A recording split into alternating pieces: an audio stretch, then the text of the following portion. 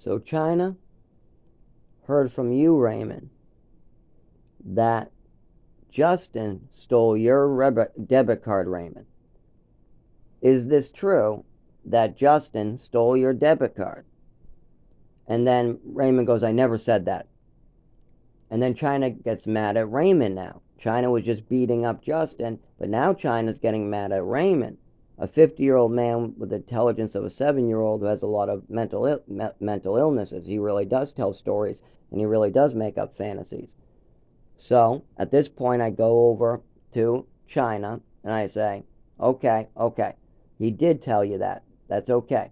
And I say, Raymond, so if he didn't tell you that, where's your debit card? Does Justin have it? Does China need to be beating up Justin? And Raymond goes, no, I have it. I have it. I have it. Now you guys leave me alone.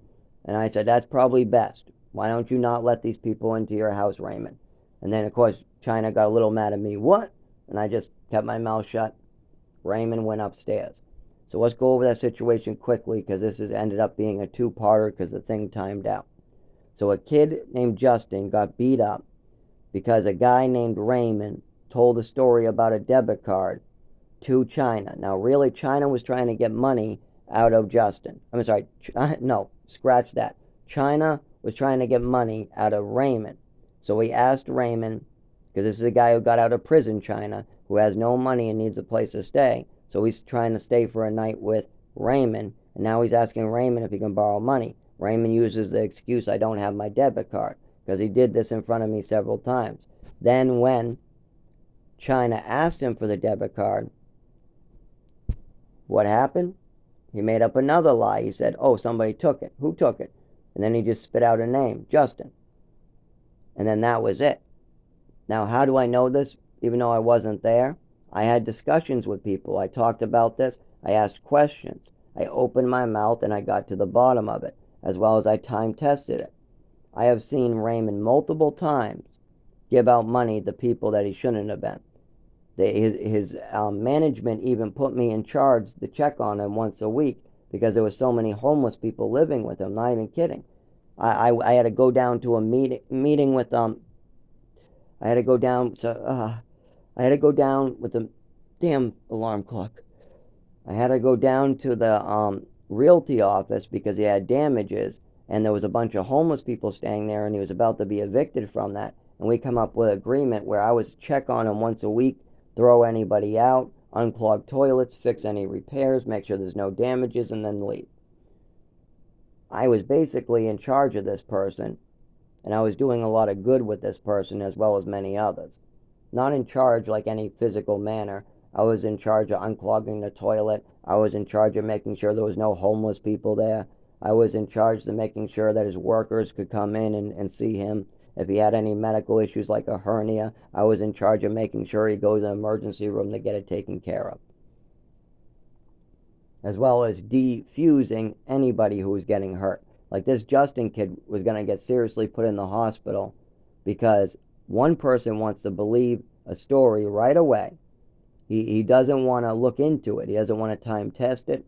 He doesn't know. He wants to make an assumption. And another person doesn't want to take responsibility for what's going on or give somebody bad news and say, hey, I'm sorry, but I'm not giving you any money. It's that simple. If you don't want to give somebody money, you got to tell them no.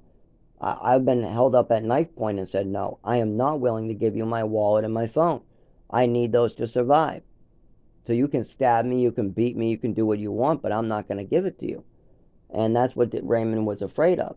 He was afraid he let this big guy with tattoos all over his body that just came out of prison from a long stint, who was a known gang member who's done violent crimes. He let him stay with him.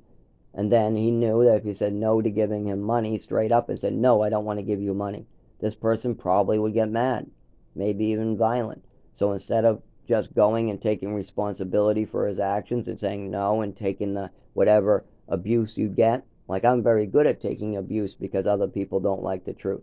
No, I'm not giving you money. Boom, boom, boom. Fuck you up. I'll take everything. That's how that ends up sometimes. Well, Raymond didn't want to do that, so instead he made up a story and got somebody else hurt. That can happen. When you don't take your own responsibilities and you stretch the truth or make up a story, people get hurt in the process.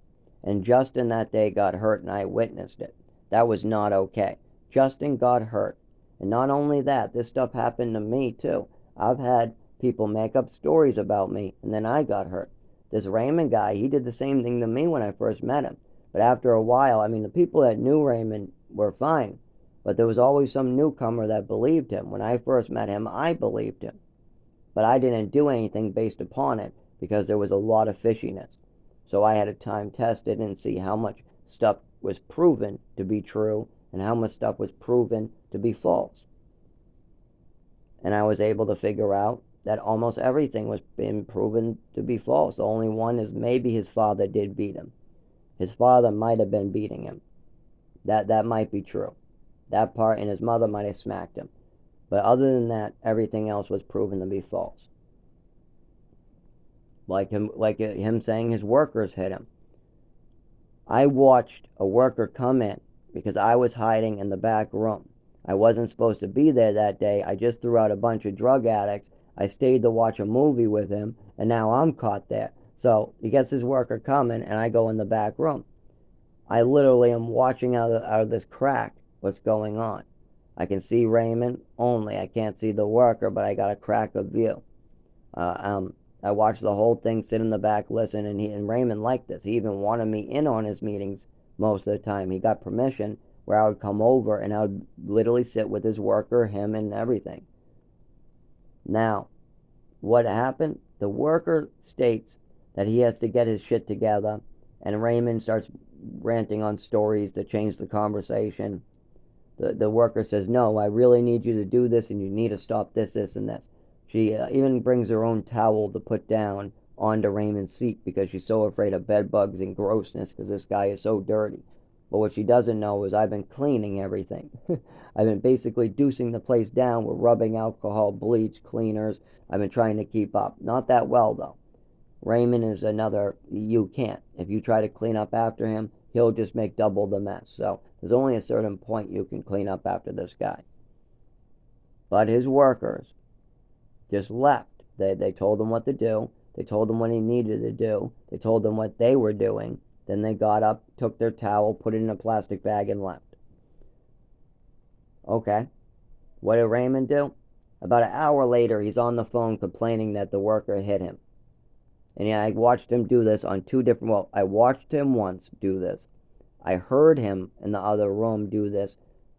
I'll make the phone call and say it after nothing happened. I was allowed and told to sit in on the meeting and nothing happened. So on two different times, I heard him make a phone call and I was there for the meeting one time. Then the other time I was not supposed to be there. I was looking through the crack at Raymond and watched nothing happen. I didn't watch him get hit at all. Nothing happened to Raymond whatsoever. And then an hour later, he calls and tries to make the same complaint again. So after those two events, as well as hearing him do this over and over with no workers seeming to do anything to him, no marks, nothing, and then seeing him make stories about other people as well as he made stories about me. He would literally tell me a story about me in front of me to nobody else but me. That was crazy. He would literally be like, you did this right in front of me. I did what? You hung out the window with one hand. What? I hung out the window with one hand? Raymond, I can't do that. I would fall. I don't have the physical capability or upper body strength, Raymond. I didn't do that. What's the other one? You clogged the toilet. I haven't taken a poop today, Raymond. I didn't clog the toilet. You did. I don't mind unplunging it for you. I'll go in there and plunge it, but I didn't do it. No, you did it. Now you unplunge it.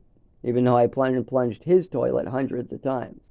This would happen because he got in trouble with maintenance for flooding 3 floors. He didn't have a plunger, and this is what actually got me to be working with them more seamlessly. Because I was told to stop by once a week, check on things. I even had permission to do safety checks. So it got better when people were aware that he needed more help. He actually lost that place and moved in with me, and he was doing very good, but he had to go.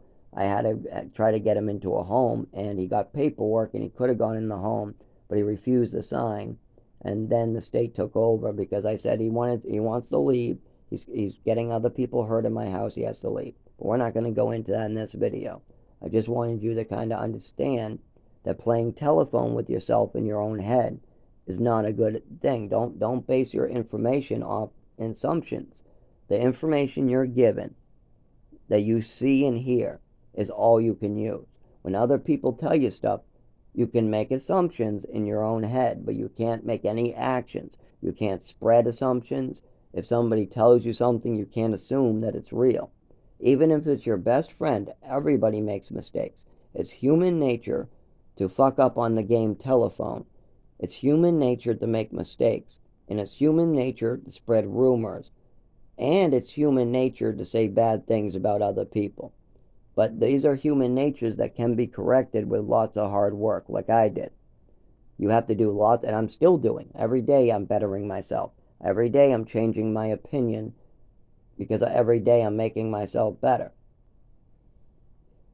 5 years ago, my opinion was it's okay to treat myself because there's no other options. Or 10 years ago, my opinion was drinking once in a while is okay as long as it doesn't become a problem.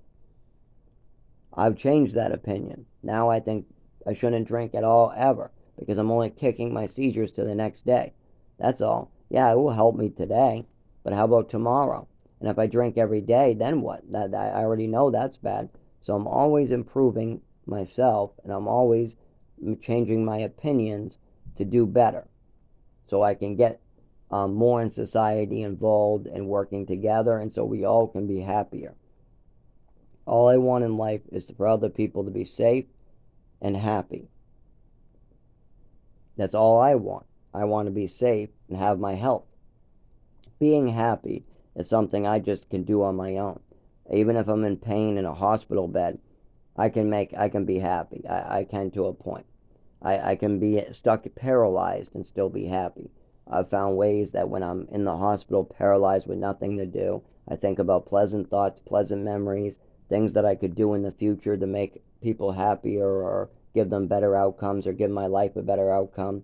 Like, one thing I've thought about is working with like jungle people. If I get really bad and I know I only have 5 years of movement left and I want to die, one of the ways I could do that is make sure I was in a third world country, just living in the jungles or something like that. I would definitely die in that situation. It would take a while too, but it would be quicker than dying of a health disorder. As well as I could do a lot of good with the indigenous people when I move down. I get like 20 grand together. The doctor tells me maybe I have 10 years to live, and I move into a hut in the middle of this rural jungle area where people only have 100 words for everything. It's these are communities wearing nothing but maybe a oak leaf and hunting with a spear and a gun, and maybe they have some type of outside help. Like, a lot of these communities now have a little more resources, like they're able to get resources brought in, or sometimes they're able to go into town to try to get emergency help, like medical care. Sometimes they're that, but I'm talking about really rural communities. Sometimes I picture how I could help these people, and I could. It's pretty simple: food, water, medical care. That's what these people really need. They have bugs in their feet, they got diseases, they got lice, they're living in huts. Getting some pots and pans that can be used over a fire probably would be great for them. Bringing in a shitload of salt would be fantastic. Then they can preserve their food. Things like this is what they need. They don't need cash money in those places. Cash, they barely know how to trade it in. No, they need resources. They need people willing to work hard. And and if I'm looking just to die anyways, then it doesn't matter. Then if I don't survive, or if I get sick, I die a quick death. I pass out, have a seizure. If I can't get up and I'm paralyzed, some animal will get me in no time. Nobody's going to keep me in a hospital bed torturing me for a year or two. That's not going to happen. So it's either get tortured by the animals called pharmaceutical companies and doctors. I'm telling you, these people are butchers and animals sometimes. The way they behave, they might be smart, they might be very intelligent, but that doesn't mean that they're not animals sometimes. These doctors torturing people is awful. They're like a cat playing with a mouse. It's terrible, and they're doing it for profit. A lot of them do. The reason why doctors watch their patients suffer who have cancer, who do not have a DNR order, what means do not resuscitate. A lot of people who die of cancer, the doctors will say, there's no hope for recovery, there's nothing we can do. So what do? They ask the families, do you want us to just let them, do what they got to do, or do you want us to keep them alive? If you choose to keep your spouse alive to the last minute, the doctors make a lot more money. The pharmaceutical companies make a lot more money off of you. That's the only thing you can do. And the family itself, they just want to keep you alive because they don't want to process the loss of you yet. Who does? Who wants to lose a loved one? No one. But there's no way you can hold it off, and you're not helping God, you're not helping yourself, and you're not helping your father if he's in the hospital and you're just torturing him with having tubes put down his throat, having a bedpan changed, having him fed through another tube, having IVs give him water, and then he's just going to get worse, so they pump him full of drugs. Then they give him dialysis because his kidney shut down. You're just prolonging it. If there's hope of quality of life, then great. If the person could recover, go back out and make a difference and help other people, then great. Then you should. If there's hope for recovery, then do everything you can to get that person recovered. Absolutely. If they can come out and make a difference and do God's will, then there's no reason why they shouldn't recover, and there's no reason why you shouldn't try to help them. But if the person has no chance of recovery, if the doctors, if he's already gone, if it's to the point where he's not going to be able to move ever again, his brain will never be the same again, he's never going to be able to talk, or he'll never be able to function, he won't be able to go to church, he won't be able to even kneel and pray. If those things are not possible, then there's no reason to keep him alive. All you're doing is torturing him. And there's lots of people who want do not resuscitate orders. I've seen people get it tattooed on their chest, and yet they're still brought back to life. I watched this heavy-set diabetic who had do not resuscitate, each letter a foot big. Okay, this is a big beer belly guy. A foot big, each letter, DNR, tattooed big on his chest. You know what they did? They resuscitated him. There's a lot of people who, when their heart stops, when they stop breathing, do not want you bringing them back. And that's a choice that people take away. The families take away. Everybody takes it away. They want to just torture you for profit. The reason why the doctors have a system built like this that makes it difficult to get a do not resuscitate order is because they profit greatly. The pharmaceutical companies, as well as the doctors, profit off of keeping people alive, if they need it or if they don't need it. See, a lot of people need to be kept alive because they have hope of recovery, but there's a lot of people that are kept alive for no other reason other than profit and because the families don't want to move on yet.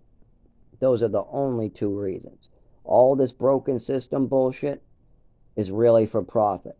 Our system has been broken on purpose in certain ways. There's loopholes, red tape, and we have a broken system because the wealthy, the influential pharmaceutical companies and other companies have tried to break our system so that they can get away with certain actions, certain types of stuff that allows them to make bigger profits.